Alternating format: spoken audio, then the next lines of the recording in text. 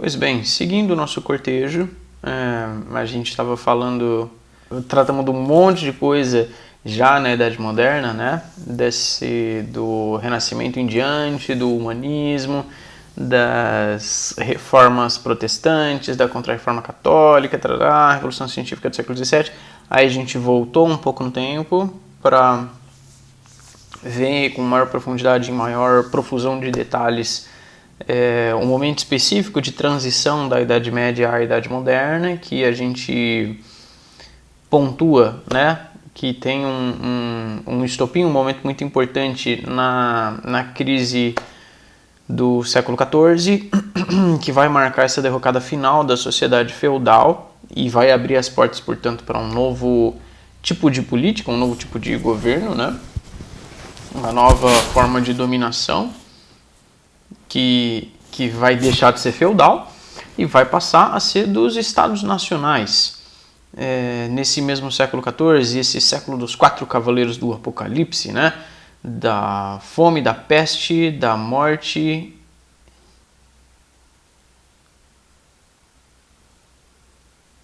o que é? Fome, peste, morte.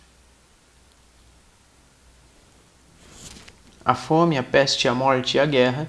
A gente já falou da fome, já falou da peste, já falou da morte, e a guerra tá por aí. A gente já vai falar melhor dessa guerra que marcou o século XIV e os próximos. Bom, mas em todo esse contexto, a gente está falando da formação dos Estados Nacionais que virão para substituir o sistema feudal. Eu expliquei para vocês na última aula e é para vocês terem em mente, sempre em mente, que a formação dos Estados Nacionais se deu pela aliança, principalmente pela aliança entre a realeza com a burguesia contra a nobreza, para subjugar a nobreza sob o poder do rei, que antes dividia esse poder, né, com os outros nobres, com os outros senhores feudais, porque era um poder descentralizado, lembra? E agora ele torna a se centralizar nas mãos do monarca, que será, a partir de agora, um monarca absolutista. Aí tem início as monarquias absolutistas, que vão vigorar até o século XVIII, XIX. Aí tem uma série de conflitos e guerras para trocar essa instituição por uma outra que a galera ache mais razoável, mais plausível. E tudo isso vai passar por uma discussão enorme, que a gente vai chegar lá no tempo propício, né? Então, formação dos Estados Nacionais. E eu falei para vocês na última aula quais eram os itens necessários para se erigir um Estado Nacional, qual que era o interesse da realeza em se aliar à burguesia, qual que era o interesse da burguesia em se aliar à realeza e erigir essa nova forma política, né?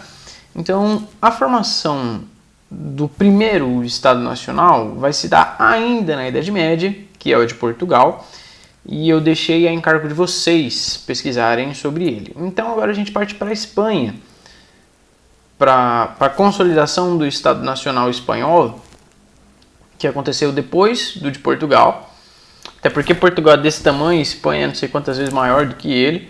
Portugal é meio que um território, uma pedrinha incrustada ali no restante da Espanha. E a história da Espanha, se a gente for averiguar, buscar as suas raízes lá mais distantes, mais longínquas, a gente vai encontrar gente morando naquela região da Península Ibérica desde a pré-história. Vocês lembram quando a gente começou os nossos estudos em história, que os nossos objetos de estudo por excelência são o ser humano no espaço e no tempo. Estão lembrados? Eu falava bastante isso para vocês. E as transformações pelas quais esses seres humanos, esses grupos de seres humanos passam no espaço ao longo do tempo, que modificam o espaço ao mesmo tempo em que o espaço os modifica, né? E a gente viu que esse ser humano apareceu pela primeira vez lá no chifre da África, que a gente fala, na África Oriental, e se espalhou pelo resto do mundo. Então, daqueles seres humanos primitivos, já tinha uma turma quando saíram da África, finalmente, depois da Revolução Cognitiva, que eles ocuparam o Oriente Médio, a Ásia, a Europa. Então já tinha uma turma ali na Península Ibérica. E tem sítios arqueológicos, tem um monte de pintura rupestre em várias cavernas na Espanha, na França.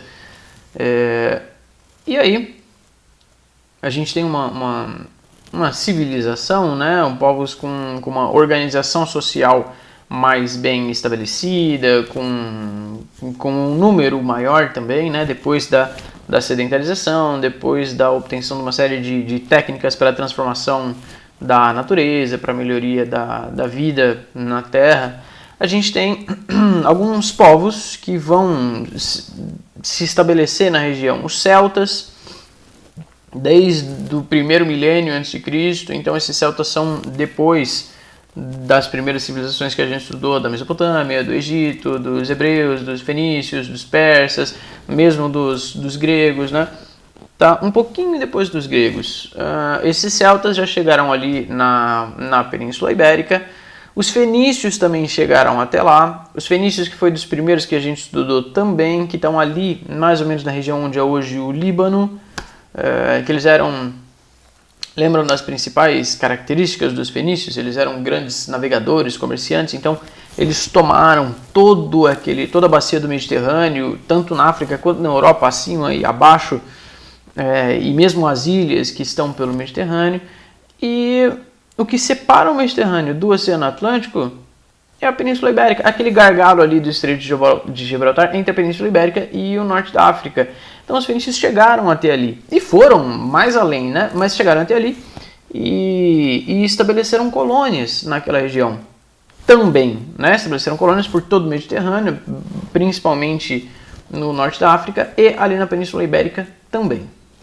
Nós tivemos também uma ocupação grega no auge da Antiguidade Clássica, não é? E foram os gregos que trouxeram para a nossa tradição ocidental os primeiros escritos sobre essa turma dos ibéricos, ou dos iberos, ou dos ibérios, dessa turma que vivia na Ibéria. Depois então veio o Império Romano, que dominou todo o mundo. Na realidade, antes dos romanos vieram os macedônicos, né, com Alexandre o Grande, tomou essa turma daí. Aí Roma tomou dos macedônicos e impôs um império mais duradouro, que a gente estudou com bastante detalhe também. Aí, um episódio importante dessa história da Roma que a gente viu foi as guerras púnicas entre Roma e Cartago. Cartago, que era uma colônia fenícia no norte da África, que se desgarrou um pouco da Fenícia, né, mas ainda guardava essa origem em comum. Perderam, os romanos ganharam, então os romanos se estabeleceram como hegemonia na Península Ibérica por muito tempo. E aí, o que aconteceu com o Império Romano? É disso que a gente está falando desde o início do ano. O que aconteceu com o Império Romano? O destino do Império Romano. Esse Império Romano que dominou quase toda essa região da Europa. A área que a gente está pisando agora, ela é, aqui, metaforicamente falando, ela é o antigo Império Romano. O antigo Império Romano do Ocidente, pelo menos, né? E o que aconteceu? Com a extensão máxima do Império, teve a Pax Romana, e aí então as invasões dos povos bárbaros, as incursões de povos estrangeiros, os conflitos, guerras, acordos combinados. Fato é que o Império Romano do Ocidente se desagregou, se dividiu em vários pedaços, e dentre eles a Península Ibérica também. E ela foi ocupada por esses povos estrangeiros, esses chamados bárbaros, não é? E dividiram a Península Ibérica em vários reinos. Agora, vocês se lembram, quando que isso aconteceu? Lá pelo século V depois de Cristo, em 473 ou 6, 470 e tanto foi a... 476 é a data que vai marcar a queda do Império Romano do Ocidente e o fim da Antiguidade e início da Idade Média. Essa que vai ser marcada pelo feudalismo, essa que a gente está discutindo justamente o final agora. Então, só para vocês se situarem, esse antigo Império Romano, agora desagregado, ocupado por essas incursões estrangeiras, por esses povos bárbaros, dividiram a Península Ibérica em vários reinos diferentes, com essa descentralização política, né? A partir do século V depois de Cristo, finalzinho do século V. E nós vimos também, até fizemos uma incursão mais ou menos superficial, mas lá na Península Arábica despontou uma nova religião que se expandiu de maneira assombrosa, que foram os árabes muçulmanos com o islamismo pregado pelo Maomé. Quando um anjo se manifestou ao Maomé e falou que só há um Deus, é Alá, e só há um profeta, que é Maomé, e aí então a turma acreditou nele e expandiram essa religião de maneira inaudita, né? Eles tomaram toda a Península Arábica, todo o norte da África e entraram na Europa pela Península Ibérica, como eu até já comentei com vocês na aula passada. E aí isso é importante, isso é particularmente importante para essa unificação da Espanha, porque está tratando justamente desse território mais próximo, que é o nosso objeto de estudo aqui nessa aula, que é a própria Espanha. Então, esses árabes muçulmanos que tomaram a península a partir principalmente do século VII, 600 e tanto em diante, eles foram avançando e só foram barrados lá na França pelo Carlos Martel, no ano de 732, na Batalha de Poitiers. Então eles se restringiram à Península Ibérica e deixaram a França para lá. Exceto por 2 reinos do norte da Península Ibérica, e deles saiu essa guerra de reconquista, né, essa retomada dos territórios anteriormente possuídos por eles. E aí na última aula eu comentei com vocês sobre esses tramos de expulsão, reconquista, retomada e tal, de quem que era a posse legítima daquela área toda, que depois, num determinado momento, todos eles eram usurpadores, e era esse panorama que eu queria traçar para vocês. Olha quanta gente já passou por esse mesmo lugar. Então, os celtas eram usurpadores, porque já tinha os neandertais lá, ou os fenícios eram usurpadores, e depois os gregos, e depois os romanos, e depois os bárbaros, e agora os muçulmanos, entendeu? É uma hegemonia se sobrepondo à outra, e quem que tem mais razão de estar lá? O argumento é sempre o mesmo: a força, a violência, a guerra. O fato é que esses muçulmanos entram no continente, estabelecem um poder por muito tempo, e aí começa então essa guerra de reconquista, essa retomada dos reinos cristãos, católicos, e expulsão dos árabes muçulmanos, esses infiéis, esses hereges, não é? Mais ou menos próximo, e ganha força, né, com o aumento das cruzadas, que era justamente esse movimento cristão libertário de expansão da fé católica e para vencer as forças do mal, né? Esses ilegítimos, esses usurpadores e tudo mais. Pois bem, vocês vão me falar como se deu esse processo de reconquista para Portugal, que se concretizou em Portugal antes, porque até pela extensão geográfica do Reino de Portugal, que era o antigo Reino de Portugal, mas tudo isso está nesse contexto da reconquista, dessas guerras de reconquista. A Espanha demorou mais,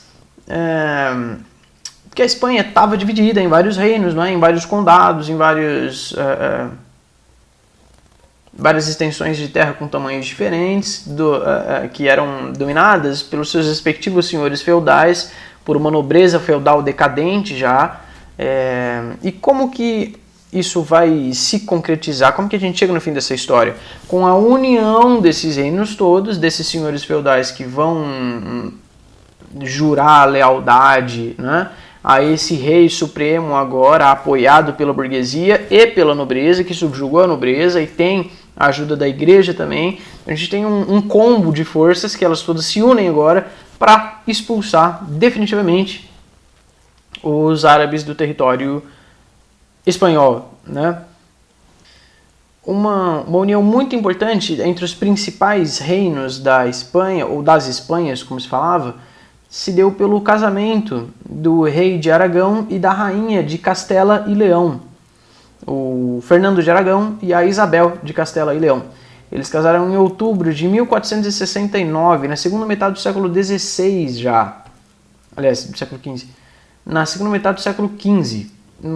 E estavam, né, nessa empreitada, nessa luta de expulsão dos infiéis. E essa unificação, essa conclusão da conquista do território que hoje compreende a Espanha se deu só em 1492, com a expulsão, com a eliminação do último reduto dos mouros na Península Ibérica, que era no Reino de Granada, ali no sul da Espanha. Que se deu, né, pela união dessas duas coroas, que aumentou significativamente o seu poder e a sua influência, a sua força, que possibilitou essa expulsão final dos mouros. Que aí então eles puderam expandir os seus territórios de maneira muito significativa também. Foi nesse mesmo ano de 1492 que eles financiaram a viagem do Colombo para as Índias. Eles não iam para a América, até porque essa América era uma grande incógnita, né? Ela só entrou nos mapas oficiais com mais clareza e mais certeza a partir desse século XV.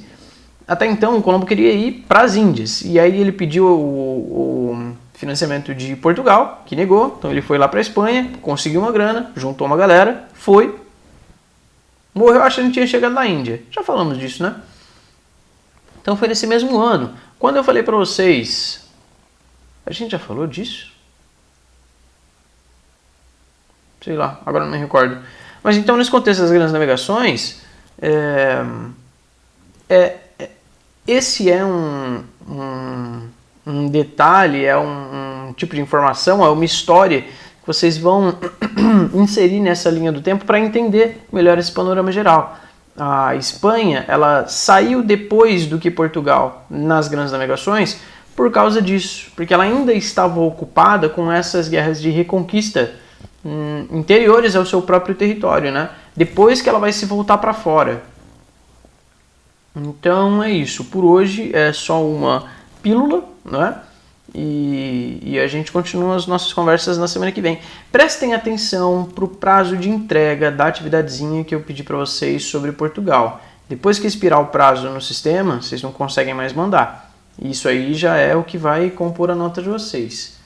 Então, atenção, cuidado, se empenhem, estudem, escrevam, mandem para mim os negócios. Se tiver qualquer dúvida, qualquer dificuldade, podem me falar e a gente vai conversando, tá bom? Até mais!